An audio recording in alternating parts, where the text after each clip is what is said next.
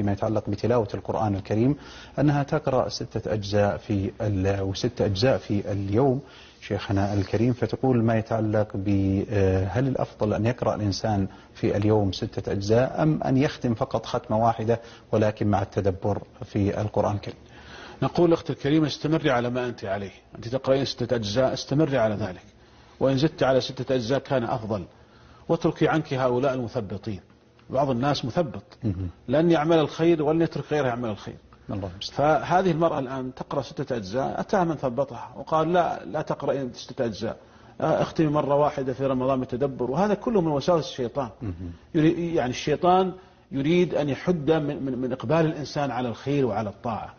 فالقرآن يتعبد بمجرد تلاوته حتى ولو من غير فهم بإجماع العلماء، بمجرد التلاوة يثاب الإنسان ويؤجر على التلاوة، فإن كان ذلك بفهم كان أعظم أجرا، لكن إن لم يكن بفهم فهو مأجور. فلذلك أنت كنت تقرأين 6 أجزاء استمري على هذا، وإن زدت على 6 أجزاء فهو أفضل، ومن قرأ حرفا من كتاب الله فله به حسنة والحسنة ب10 أمثالها.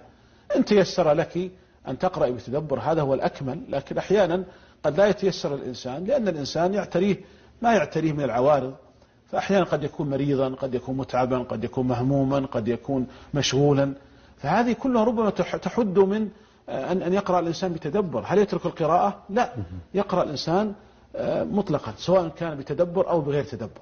إن تيسر التدبر فهذا زيادة خير وزيادة أجر، إن لم يتيسر يقرأ وهو مأجور على ذلك.